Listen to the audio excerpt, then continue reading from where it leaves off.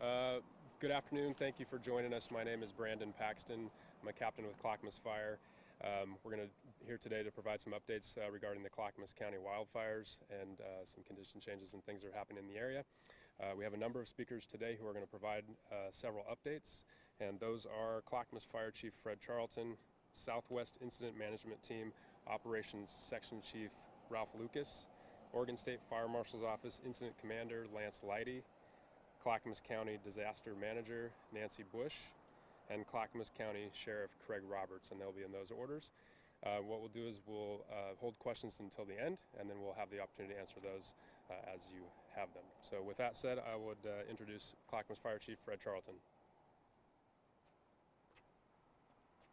Thanks, Brandon. Good afternoon. My name is Fred Charlton. I'm the Fire Chief with Clackamas Fire District Number 1, also the Clackamas County Fire Defense Board Chair.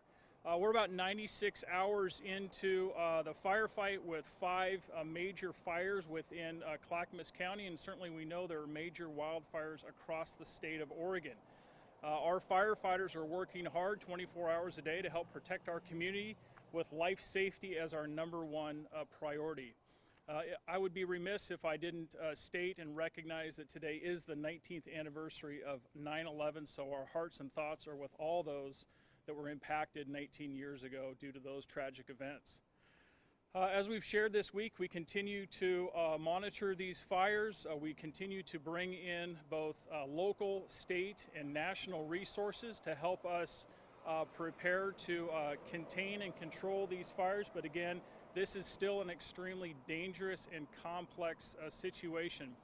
We would like to remind the public and thank you for your support around our 3 levels of evacuation. We'll talk a little bit more about that, but just as a reminder, level 1, 2, and 3, ready, set, go.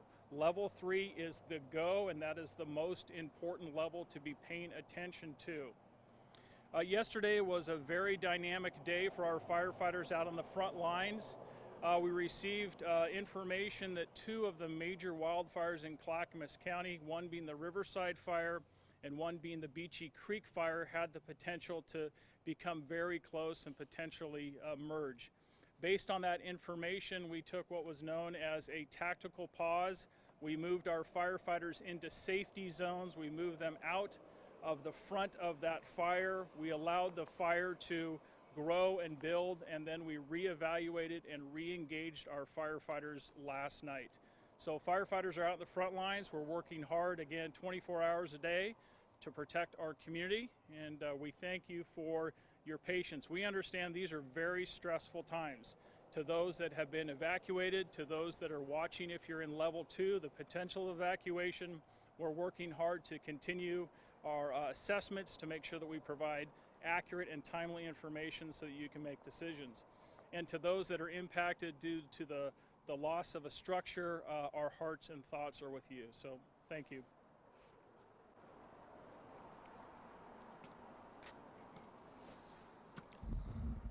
All right, thank you, Chief. I'm Ralph Lucas. I'm with the operations section of Alan Sinclair's Type 1 Incident Management Team. We came in about 30 hours ago and got on the ground, and I'm going to give you an operational update of what's going on the ground. So we had obviously heavy winds in the previous days. We have committed all the resources that we currently have to those areas where life safety and property conservation are the highest priority. Those areas include Molalla and Estacada. Specifically in Estacada, we had 2 main fingers that came towards the community. The closest finger was within half a mile from the community. I just spoke with one of our branch directors on my way over to this event, and he stated that they were able to pick up many of the spots that were close to or in and around the community. And we have a hotshot crew right now working one of the major fingers that's close to Estacada. The lines are looking good due to favorable conditions with the weather. The marine layer coming in, the smoke kind of holding things down, are moderating the fire behavior, so that's a really good sign, and we're feeling positive about that. One of the things that happens when you bring in a Type 1 incident management team is you bring in the horsepower and institutional knowledge to bring the folks in and the resources in that can provide the support in catastrophic fires like that. And I want to ensure everybody that under Alan Sinclair's command, that is exactly what's going to happen. We will soon become a priority fire in the region, and the decision makers will allow the doors to open up for additional resources for us to bring in the horsepower we need.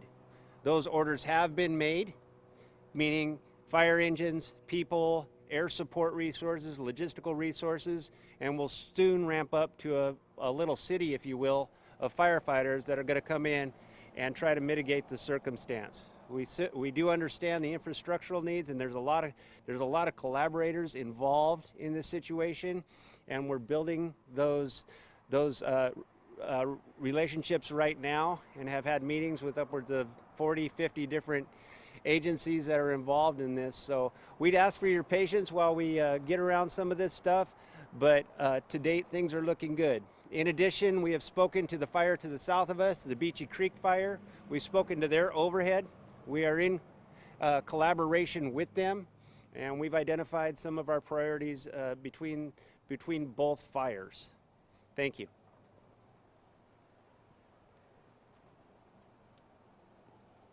Good afternoon, Lance Slidey, Incident Commander for Oregon State Fire Marshal's Office. We've talked about the weather and the fire conditions. Currently, we're experiencing some weather changes in the near future. As you can see, the inversion is still here, which will help stabilize the fire as we move forward, even to the point where we're looking at potential rain on Monday. Being a true Oregonian, I've never wanted rain so much, which would be an awesome thing for us. We do have some lower temperatures, lower humidities, and less wind, which helps the firefight. As once we can lift this inversion and get eyes on the fire, get crews in there safely, start getting some lines and anchoring on these fires. Current fire conditions for the Unger, Wilhoit, and Dowdy fires are approximately 4,000 acres, and we're currently engaging those 3 fires with Department of Forestry and structural assets that are mobilized by the Oregon State Fire Marshal's Office. We're also working with our federal partners, the Southwest team on the Riverside fire, with structural resources supporting their effort in the fire. As you know, resources are a challenge in Oregon with all the fires that are going on. We're slowly starting to trickle extra resources in from the state as some demobilize from other fires, and pushing those to the fires that have the greater threats. We also are getting resources and assets from out of state, including states of Utah and Wyoming, and really across the country, which are a greater need, and I'm really appreciative of the United States and the states in here to help us with those resources. That's it. Thank you.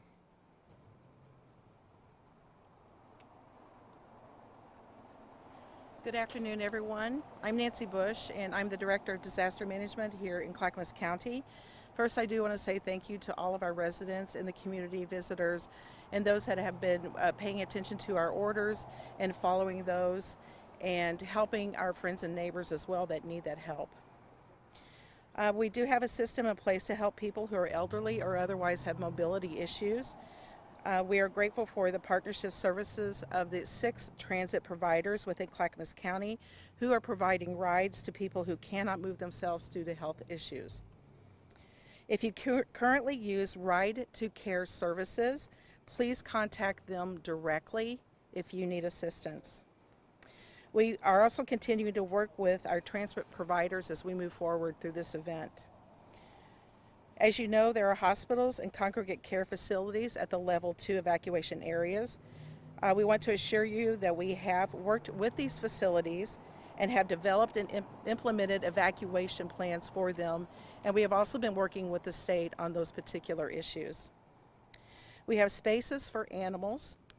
Pets are allowed at the Oregon Convention Center for those who need shelter there, and our livestock space is available at Clackamas County Fairgrounds, Columbia County Fairgrounds, Hood River County Fairgrounds, Oregon State Fairgrounds and Expo Center, St. Paul Rodeo Grounds, Yamhill County Fairgrounds.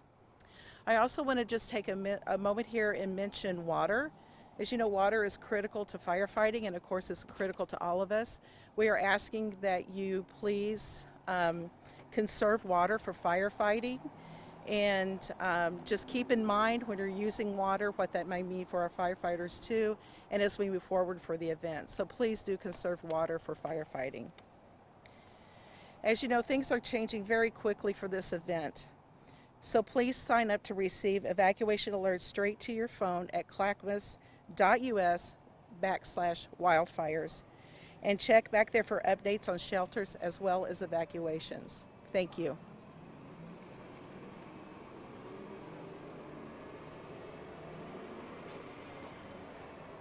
Hi, my name is Craig Roberts, Sheriff with Clackamas County. I want to start off by thanking everybody for coming here today. I also want to start off by thanking our staff that have been working around the clock.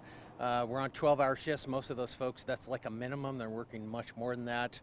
Our direct focus is life safety and the protection of property. I want to talk a little bit more about kind of what we're doing to make all that happen to keep property safe in our county. But before I do that, I just want to extend my thanks to all the law enforcement, firefighters, our partners, city, county, state, and federal. I had the opportunity to meet a lot of these amazing firefighters that have tremendous amount of experience. It's really, I'm thrilled to see them here, and I want to emphasize what an incredible team that is here to fight this fire. Also, what is just critically important is, my thoughts, prayers really go out to those that have lost their life across Oregon, those people that have been evacuated, and the devastating impact it is really having, not only in Clackamas County, but across the state. I can just say, for Clackamas County, we haven't seen anything like this before. And I just want to highlight last night to some of the emotional impact that it's having on our community. I know this is taking a toll. As I was out in, near Estacada, evacuation area, I saw a vehicle parked, had its flashers on, and I pulled up, hey, it's time to go. And I look over and I can see this lady, literally tears coming down her face. I just had to take one last look. So I think those sentiments are really throughout the residents of Estacada, Molalla. This is very difficult. I want to reemphasize there's a tremendous amount of resources out there, and would encourage you to go to the county's website to look more up about that. Another issue just is I followed a lot of dramatic concern about the protection of property in the East County areas. So I want people to know we have dramatically increased patrol levels in East County, South County. My thanks to partner police agencies, city, state agencies that are all coming together. So I want to reassure people there's a tremendous amount of patrol in these areas. On top of that, the Board of County Commissioners enacted a curfew, 10 p.m. to 6 a.m., and that will remain in effect until further notice. So one of the other things that is we're seeing an impact on is really a lot of misinformation being posted out there. So there's a heightened alert that people are calling in stuff, which is what we want. I can tell you just over the night we had about 100 calls. Out of those 100 calls for suspicious activities and those kinds of things, all of those were determined that were unfounded. We've created a detective unit and combined with our office and the state police to look at each and every one of these. There's a lot of concerns about, is there arson? I can tell you we, not overnight, but the night before, we did make some arrests. And again, want to reemphasize the importance of that we do have a lot of patrol in the areas. Last thing, just kind of before I close, is we really want people to call if they see any suspicious activity, and make sure that they call 911 and let us know. We take all those calls seriously, and we are looking into it as this team, as I mentioned, is taking every one of those calls seriously. So with that, I will open it up for questions. You spoke vaguely about misinformation, running with Channel 12, by the way. There's been rumors that leftist groups have set these fires, or at least set some fires. Can you speak to the fact that these rumors are going around and dispel them? We've heard through email that these are not true, but it'd be great to hear it right from staff, as well as how is Clinton responding to real emergencies? Yeah, it's a great question. And I'm going to repeat it for those that couldn't hear it. There's a lot of concern that different organized groups might be involved in setting these fires. I can tell you that we have no evidence of that, and that and that's why we want to make perfectly clear that we're looking at each and every tip that comes in, and at this point we have nothing to substantiate that there's any group that is out there setting fires. So again, please call, and we continue to look at those calls that come in.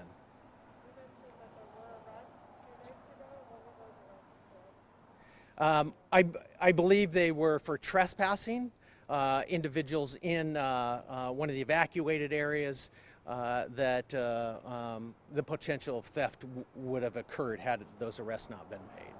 This is what it appeared. I believe there were 2. Yeah, so throughout today we've heard how the weather is changing, becoming more favorable. Is there any timeline for the de-escalation of evacuation zones? Timelines for when people might be able to go back to normal? Yeah, this is the point where I turn to some of the fire experts of any change on this. Yeah, good question, and I'll repeat it. As far as standing down any type of evacuation orders, Yeah, timeline. yeah, Is there a timeline? yeah, that would typically be a team decision, with life safety and property conservation being the priority. So we'll get intel back from our firefighters, what's happening on the ground, if there's any additional threat.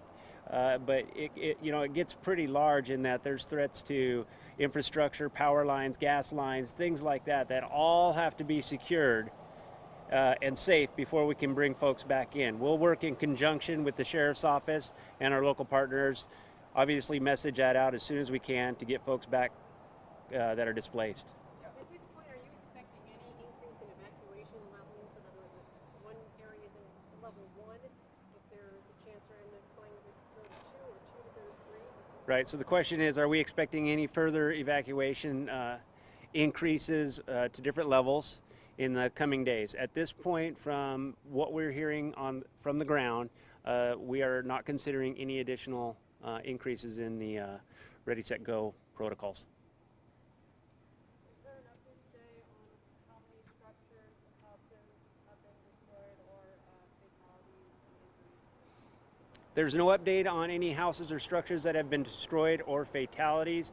However, we are working with the Sheriff's Office and some of our aerial resource folks to see if we can utilize drones that can actually see through smoke and identify structures or property that has been damaged. And then you can use intuition, if you will. If you were to see like a car in the middle of a road, that might give you an index of suspicion that somebody could be in the middle of the road and got burned over or something like that. But we have had no reports in those regards as of yet.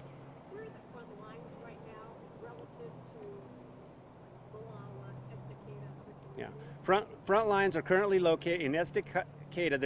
There's 2 fingers of fire that we are focusing on, and due to available resources and what the fire is doing, that's our primary focus. There is an additional finger that what we would call a finger down by Molalla, and we have forces in there as well. So those are the 3 priorities that we're focusing on. Those 3 fingers, 2 of them on the, I would say, northwest side of the fire, and then the one on the southwest side of the fire by Molalla. How close are they to those communities? The closest finger or spot fire to Estacada is 1/2 mile. And then from Molalla? And from Molalla, it's, I would say it's about 4 miles. And that one finger in Estacada is secure at this time. And I received that report while I was driving here. What does that mean? Secure meaning that low fire activity, we have forces on the ground, they are actively suppressing the fire, putting line around it, creating control lines. Are you confident in saying no homes have been lost in Estacada or Molalla yet? I'm not confident in saying that no homes in Estacada or Molalla have been lost, in that we can't see through the smoke. You know, we're still in the phases of making sure all life safety threats are eliminated. After that, we'll engage with the fire. Have these 2 fires eventually, have they combined? There was concern yesterday they were being combined. Yeah, there was concern that they were combined. That was another issue of not being able to see. From what I have heard, they have not combined as of yet. Would it take them combining to be upgraded to a complex, which our current Nancy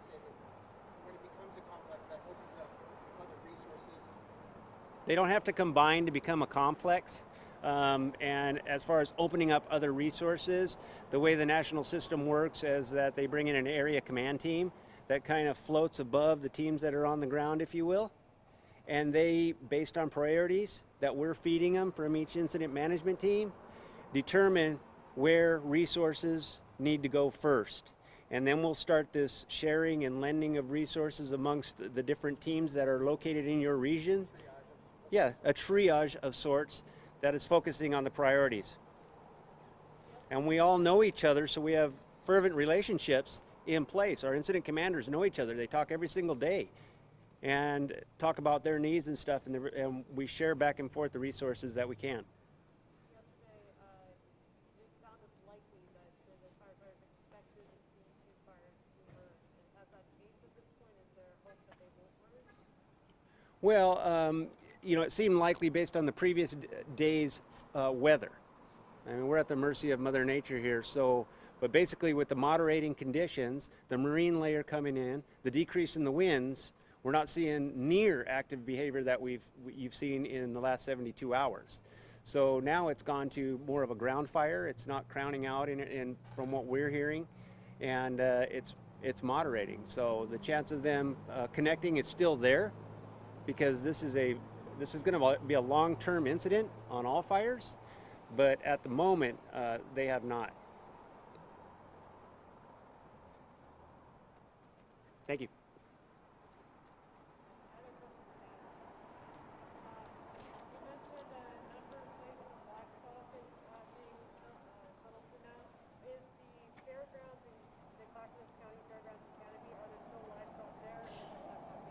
Yeah, so the question is there still livestock at Clackamas County Fairgrounds? And yes, there are.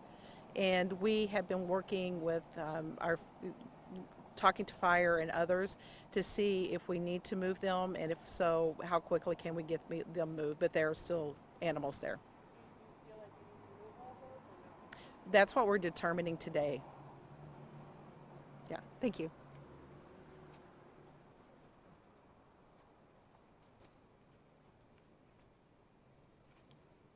Any other questions? Okay, well, thank you all so much for taking the time to join us. And again, be safe and heed the advice of the evacuation notices, and take care of each other and our community. Thank you.